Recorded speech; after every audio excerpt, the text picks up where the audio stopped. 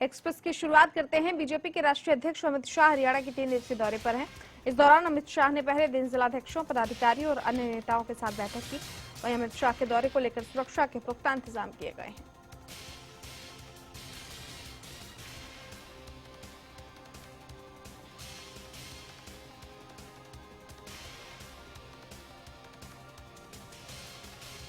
रोहतक में बीजेपी अध्यक्ष अमित शाह ने बैठक को संबोधित करते हुए कहा कि पार्टी में छोटे कार्यकर्ताओं को बड़ा पद दिया गया है। शाह ने कहा कि बीजेपी और कांग्रेस के सिद्धांतों में फर्क है और कांग्रेस ने हमेशा परिवारवाद की राजनीति की है, जबकि बीजेपी ने कभी ऐसा नहीं किया।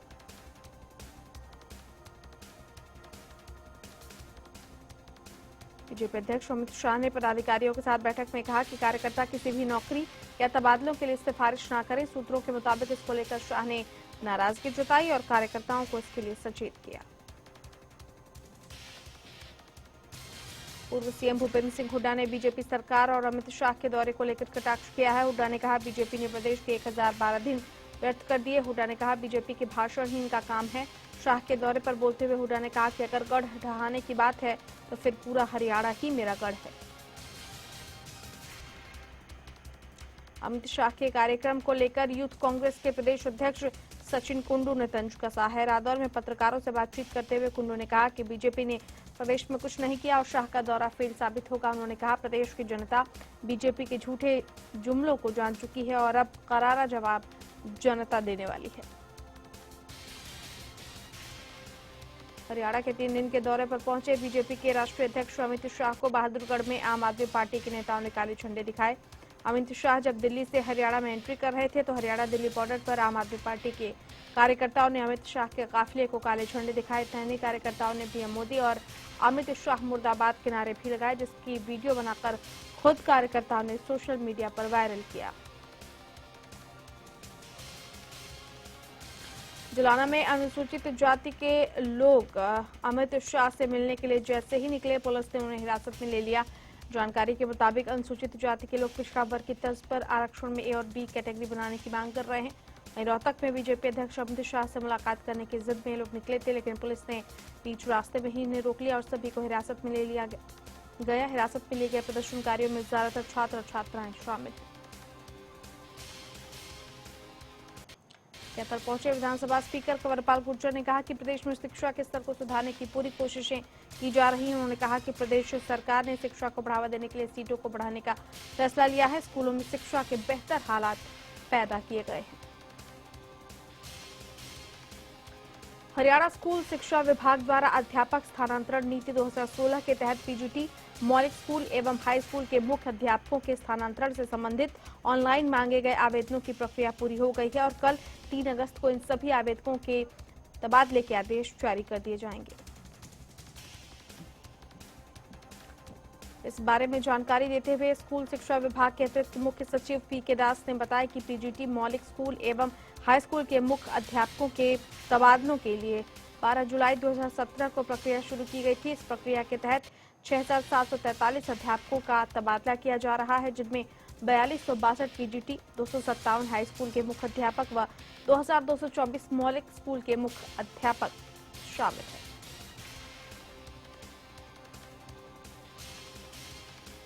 फरीदाबाद में पिछले 8 महीनों से धरने पर बैठे हुडा विभाग के 160 आउटसोर्सिंग कर्मचारियों ने अर्थनग्न होकर प्रदर्शन किया और सरकार के खिलाफ नारेबाजी की।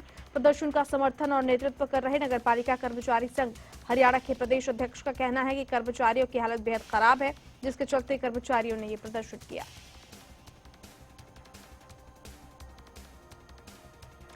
कर्मचारियों ने कहा कि अगर उनकी मांगे नहीं मानी गई तो 4 अगस्त को सभी कर्मचारी भीख मांगकर प्रदर्शन करेंगे। बता दें कि हुडा विभाग के 160 आउटसोर्सिंग कर्मचारियों को 8 महीने पहले विभाग ने नौकरी से हटा दिया, जिसे लेकर कर्मचारी पिछले 93 दिनों से धरना प्रदर्शन कर रहे हैं। फतेहाबाद के जौनवाला गांव के सरकारी स्कूल में ग्रामीणों ने अध्यापकों की कमी के चलते अनिश्चितकालीन धरना शुरू कर दिया है। ग्रामीणों का कहना है कि स्कूल में अध्यापकों की काफी कमी है, जिस वजह से बच्चों की पढ़ाई प्रभावित हो रही है। ग्रामीणों ने कहा कि अगर उनकी समस्या का जल्द समाधान नहीं हुआ तो वो आंदोलन को बड़े स्तर पर ले जाएंगे।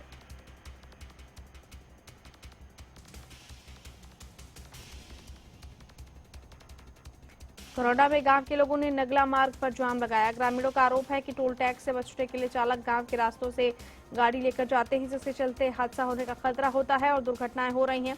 साथ ही उन्होंने कहा कि वाहनों का आवागमन इस रास्ते से बंद करने के लिए कई बार प्रशासनिक अधिकारियों को शिकायत की गई, लेकिन समस्या का कोई भी हल नहीं हो पा रहा। हालांकि मौके पर पहुंचे पुलिस ने मामला शांत कराकर जाम खुलवाया।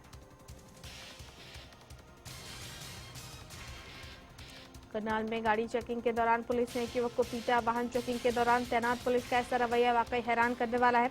इस वीडियो में ये देखा जा सकता है कि कैसे सेवा सुरक्षा सहयोग का दावा करने वाली पुलिस सड़क पर वाहन चेकिंग के दौरान युवक से झड़प करती नजर आ रही है। हालांकि मौजूद लोगों ने ये झड़प छुड़ाने की पूरी कोशिश की।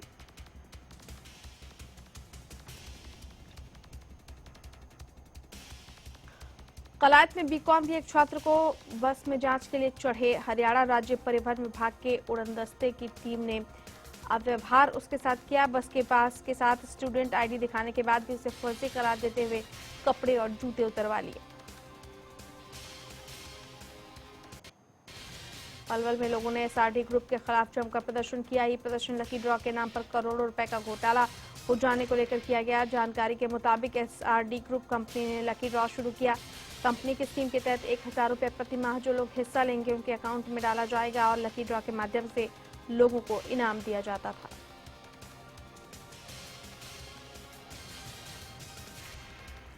सोहना में पुलिस ने लोगों को चूना लगा रही कंपनी के 3 लोगों को गिरफ्तार किया। जानकारी के मुताबिक कुछ लोगों ने श्रीराम रियल एस्टेट के नाम से कार्यालय खोला और 3 साल में रुपए दोगुने करने का लालच लोगों को दिया, जिसके बाद कंपनी ने लोगों को एक भी पैसा नहीं लौटाया और अलग अलग नाम से कंपनी बनाने लगी। फिलहाल लोगों की शिकायत पर पुलिस ने मामला दर्ज कर जांच शुरू कर दी है।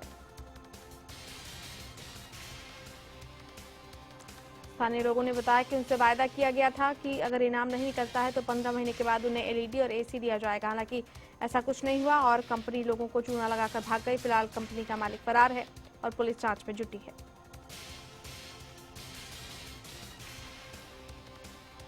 फतेहाबाद के भट्टू रोड पर हैफेड के डिपो के एक व्यक्ति से ठगी करने का मामला सामने आया है। बताया जा रहा है कि धार्मिक स्थान पर चमड़े का पर्स न ले जाने का बहाना बनाकर आरोपी ने पर्स में रखे 17,000 रुपए चुरा लिए और फरार हो गया।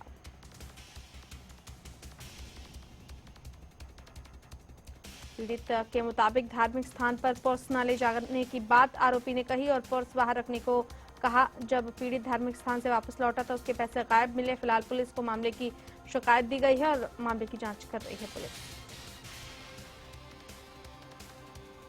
पलवल में 200 करोड़ रुपए की लागत से बने एलिवेटेड पुल का काम शुरू कर दिया गया है। जिला उपायुक्त अशोक कुमार शर्मा ने एलिवेटेड पुल का निर्माण कार्य शुरू करने के दौरान विधिवत रूप से पूजा अर्चना की। इस मौके पर अतिरिक्त उपायुक्त अंजू चौधरी, राष्ट्रीय राजमार्ग प्राधिकरण के परियोजना अधिकारी मोहम्मद सफी भी मौजूद रहे।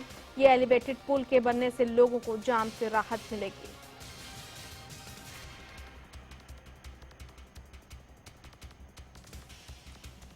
प्रदेश में स्वास्थ्य सेवाओं का बुरा हाल है। सरकारी अस्पतालों में कहीं दवाओं की कमी तो कहीं अस्पताल प्रशासन को लेकर लापरवाही का मामला हमेशा ही सामने आता है।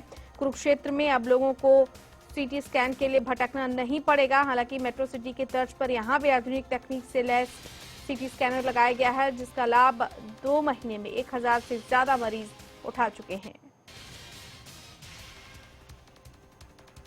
फतेहाबाद के हंस मार्केट में स्कूली छात्रों की गुंडागर्दी सामने आई है। यहां एक युवक पर 6 छात्रों ने लाठी डंडों से हमला बोल दिया। छात्रों ने युवक की जमकर धुनाई की। ये पूरी वारदात सीसीटीवी कैमरे में कैद हो गई। तस्वीरों में साफ देखा जा सकता है कि किस तरह छात्र सरेआम एक युवक को पीट रहे हैं। हालांकि कुछ लोगों ने बीच बचाव भी किया। घटना के बाद पीड़ित युवक को प्राइवेट अस्पताल में भर्ती करवाया गया है। हिसार के पाबड़ा गांव में 2 युवकों ने संदीप नाम के युवक को गोली मार दी, जिससे वो गंभीर रूप से जख्मी हो गया। गोली संदीप के पैर में लगी है। घायल युवक को हिसार के निजी अस्पताल में दाखिल करवाया गया है। बाइक सवार 2 बदमाशों ने फायरिंग की थी। वहीं पुलिस अब मामले की जांच कर रही है। पंचकूला में डॉक्टरों की लापरवाही का एक और मामला सामने आया है। जानकारी के मुताबिक अपनी पत्नी को डिलीवरी के लिए लेकर आए कुलदीप कुमार ने डॉक्टरों पर आरोप लगाया कि डॉक्टरों की लापरवाही की वजह से उनके नवजात बच्चे की मौत हो गई। कुलदीप ने कहा कि वो अपनी पत्नी को लेकर अस्पताल आया, लेकिन डॉक्टर ने कहा कि अभी डिलीवरी में वक्त है। हालांकि महिला का दर्द बढ़ता जा रहा था और हालत इतनी खराब हुई कि पैदा होते ही बच्चे की मौत हो गई। परिजनों ने ड्यूटी पर तैनात डॉक्टर पर कार्रवाई की मांग की है। वहीं अस्पताल प्रबंधन ने किसी भी तरह की लापरवाही बरतने के आरोपों को गलत करार दिया है। भवानीखेड़ा के सुई गांव में एक छात्र की डूबने से मौत हो गई, जिसके बाद परिजनों ने स्कूल में जमकर हंगामा किया। परिजनों ने स्कूल के अध्यापकों पर लापरवाही का आरोप लगाया। वहीं स्कूल के अध्यापकों ने बच्चे के स्कूल में पहुंचने से साफ इनकार कर दिया। दरअसल 6 साल का मासूम स्कूल के लिए घर से निकला था, लेकिन वो जोहड़ में डूब गया। मृतक छात्र के परिजनों का आरोप है कि स्कूल के अध्यापक बच्चों का ध्यान नहीं रखते। इसी को लेकर स्कूल के गेट पर ताला भी जड़ दिया गया। हंगामे के बाद पुलिस की टीम मौके पर पहुंची और परिजनों को बयान दर्ज किए। फिलहाल पूरे मामले की जांच की जा रही है। नारनौल के जिला कारागार में कैदी ने फांसी का फंदा लगाकर अपनी जीवन लीला समाप्त कर ली। मरने वाला शख्स नांगल चौधरी के सहभाजपुर गांव का रहने वाला था और पिछले 4 महीने से अपनी पत्नी और 3 छोटे छोटे बच्चों की हत्या के जुर्म में सजा काट रहा था। घटना की सूचना पाकर मौके पर पहुंची पुलिस ने शव को पोस्टमार्टम के लिए अस्पताल भेजा। जांच अधिकारी का कहना है कि आत्महत्या करने वाला राधेश्याम मानसिक रूप से परेशान चल रहा था, जिसके चलते उसने ये कदम उठाया। फतेहाबाद के कमाना गांव में 10 वर्षीय बच्ची की दुष्कर्म के बाद हत्या मामले में पुलिस ने अब आरोपियों की सूचना देने वालों को 1 लाख रुपए का इनाम देने की घोषणा की है। पुलिस ने इस संबंध में रतिया इलाके में पोस्टर चस्पा किए हैं, जिनमें आरोपियों को पकड़वाने में सहायता करने वालों को 1 लाख रुपए का नकद इनाम दिया जाएगा। बता दें कि कमाना गांव में 15 जून को 10 वर्षीय बच्ची का अपहरण कर दुष्कर्म किया गया और बाद में बच्ची की हत्या भी कर दी गई थी। इस मामले में पुलिस के हाथ अभी तक खाली हैं और इसी के चलते पुलिस ने इनाम की घोषणा की है। यमुनानगर में मंचलों से परेशान एक बेटी ने अपनी पढ़ाई बीच में ही छोड़ने का मन बना लिया है। आज पीड़ित छात्रा ने अपने परिवार से लघु सचिवालय में एसपी से गुहार लगाने पहुंची। पीड़ित छात्रा का आरोप है कि कुछ मंचले उसे रोजाना तंग करते हैं, उसके साथ छेड़छाड़ करते हैं और उसके कपड़े तक खींचते हैं। पीड़िता के परिजनों ने बताया कि इसके लिए पुलिस को कई बार शिकायत की गई है, लेकिन कोई समाधान नहीं हुआ। वहीं अब पीड़िता ने पुलिस से सुरक्षा की मांग की है। दूसरी ओर पुलिस ने इस मामले में कड़ी कार्रवाई की बात कही है और आरोपियों के खिलाफ सख्त कार्रवाई के संकेत दिए हैं। यमुनानगर पुलिस ने लूटपाट करने वाले 4 बदमाशों को गिरफ्तार कर लिया है। ये बदमाश फतेहपुर में लूट की वारदात को अंजाम देने आए थे। पुलिस ने बताया कि पकड़े गए आरोपियों पर मारपीट और जान से मारने के मामले दर्ज हैं। इस गैंग के कुछ लोग पहले भी जेल की हवा खा चुके हैं। गैंग के मुखिया अंशुल को भी पुलिस ने गिरफ्तार कर लिया है। बताने कि लोग अपनी एक बड़ी गैंग बना रहे हैं। बिजली विभाग इन दिनों बिजली चोर पकड़ने का अभियान चला रहा है, जिसके चलते निगम आए दिन कई लोगों पर जुर्माने भी ठोक रहा है। पुन्हाना के तावड़ू में बिजली निगम ने 2 महीने में 142 बिजली चोरी के मामले पकड़े हैं। इन लोगों पर 62 लाख रुपए का जुर्माना लगाया गया है।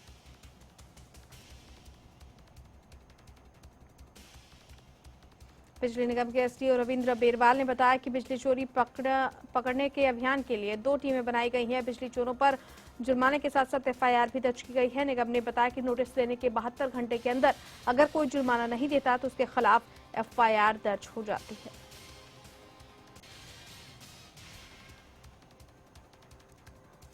फरीदाबाद के नंगला जोगियान गांव में 2 बुजुर्ग महिलाओं की चोटी काटने का मामला सामने आया है। जानकारी के मुताबिक दिन में महिलाएं सो रही थी कि अचानक उनकी चोटी कट गई। चोटी कटने के बाद दोनों बुजुर्ग महिलाएं बेचैनी महसूस कर रही हैं। फिलहाल पुलिस को मामले की शिकायत दी गई है। बल्लभगढ़ के सेक्टर 3 इलाके में घर में दिन में सो रही महिला के बाल कटने का मामला सामने आया। पीड़िता उस वक्त घर में अकेली सोई हुई थी। वहीं जब इसकी जानकारी पीड़िता के परिजनों को लगी तो वो मौके पर पहुंचे। इस दौरान पीड़िता बेहोश पड़ी हुई थी, जिसके बाद इलाज के लिए उसे ले जाया गया। बाल कटने की घटनाओं के चलते लोगों में भय का माहौल है।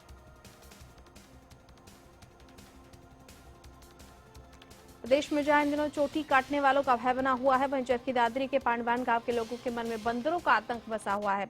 बंदरों का डर इस कदर छाया हुआ है कि लोग खेतों और अपने काम पर जाने के बजाय अपने परिवार की सुरक्षा के लिए लाठियां ले छतों और गलियों में घूम रहे हैं।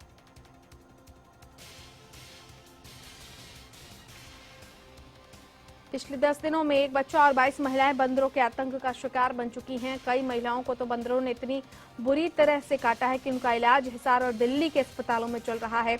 ग्रामीणों ने प्रशासन से मदद की गुहार लगाते हुए बंदरों को पकड़कर कहीं दूर छोड़ने की मांग की है। सिरसा के दौलतपुर खेड़ा गांव में तांत्रिक क्रिया के लिए गौ हत्या करने का मामला सामने आया है। पुलिस के मुताबिक आरोपी ने गाय का थन कटने के बाद उसे जहरीला पदार्थ खिला दिया, जिससे गाय की मौत हो गई। पुलिस ने गाय के मालिक की शिकायत पर मामला दर्ज कर लिया है। करनाल के सेक्टर 7 मार्केट में एक दुकान की छत गिरने से 3 बच्ची समेत अन्य लोगों की मौत हो गई। जानकारी के मुताबिक दुकान का निर्माण कार्य चल रहा था और बारिश की वजह से दुकान की छत गिर गई और उसमें मलबे के नीचे दबने से एक बच्ची और 2 अन्य लोगों की मौत हो गई। हादसे में एक शख्स दबने से घायल हो गया, जिसे अस्पताल में भर्ती करवाया गया है। नालंदा में कानून व्यवस्था को दुरुस्त करने के लिए फ्लैग मार्च निकाला गया। इस दौरान केंद्रीय जवानों की कंपनियों ने फ्लैग मार्च किया और कानून व्यवस्था का जायजा लिया। फ्लैग मार्च की अगुवाई कर रहे राघव रंजन ने बताया कि किसी अप्रिय घटना से निपटने के लिए इलाके में फ्लैग मार्च किया गया।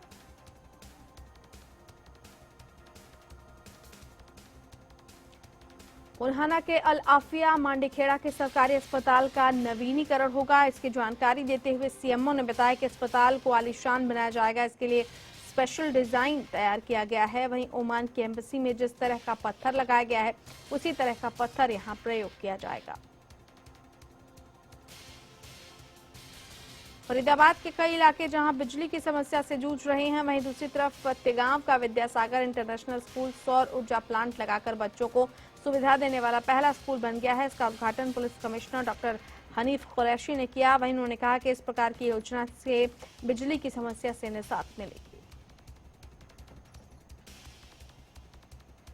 अंबाला पुलिस ने शहर में बढ़ते अपराधों को रोकने की पूरी तैयारी कर ली है, जिसके चलते अंबाला पुलिस ने लाखों रुपए की लागत से शहर के मुख्य चौराहों पर सीसीटीवी कैमरे लगाने का फैसला किया है। पुलिस के मुताबिक इन कैमरों के जरिए सभी तरह की गतिविधियों पर निगरानी रखी जाएगी। वहीं इनसे अपराधों में भी कमी हो सकती है। पुलिस अधिकारियों ने बताया कि इसके लिए एएसपी की देखरेख में एक कमेटी भी गठित की गई है और इसी कमेटी की रिपोर्ट के आधार पर कैमरे स्थापित किए जाएंगे। पुलिस प्रवक्ता के मुताबिक सीसीटीवी कैमरे लगाने के लिए फंड भी आ चुका है। सावन महीने के चलते वैसे तो धर्मनगरी कुरुक्षेत्र के सभी शिव मंदिरों में श्रद्धालुओं की आस्था देखते ही बनती है, लेकिन कुरुक्षेत्र के बाहरी गांव का श्रीनाभेश्वर महादेव मंदिर शिव भक्तों के लिए विशेष आकर्षण का केंद्र बना हुआ है। भगवान भोलेनाथ के भक्त यहां बाबा अमरनाथ की तर्ज पर बने बर्फ के शिवलिंग के दर्शन करने पहुंचते हैं। बर्फ के शिवलिंग के साथ यहां 2 सफेद कबूतर भी विचरण कर रहे हैं।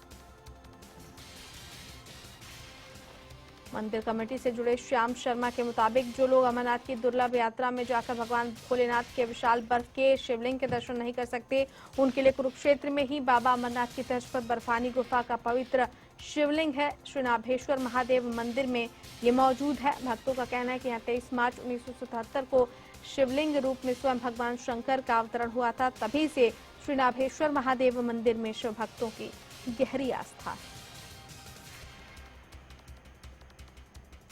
जींद के चौधरी रणबीर सिंह यूनिवर्सिटी में स्वच्छता अभियान पर सेमिनार का आयोजन किया गया, जिसमें हरियाणा न्यूज के एडिटर पूजा यादव ने शिरकत की। इस दौरान सीआरएसयू के छात्रों को साफ सफाई करने की शपथ दिलाई। यूनिवर्सिटी के छात्रों का ये स्वच्छता अभियान 15 अगस्त तक चलाया जाएगा।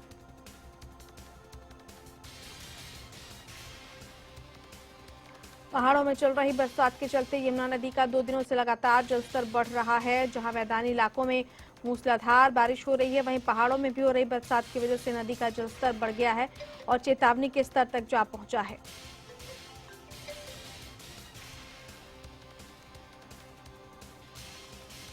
पानीपत में यमुना नदी का जलस्तर 1,78,000 क्यूसेक तक जा पहुंचा, जो बहते हुए दिल्ली की ओर जा रहा है। वहीं नदी में बढ़ते पानी से किसान और ग्रामीण परेशान हैं। यमुना के आसपास इलाके के फसल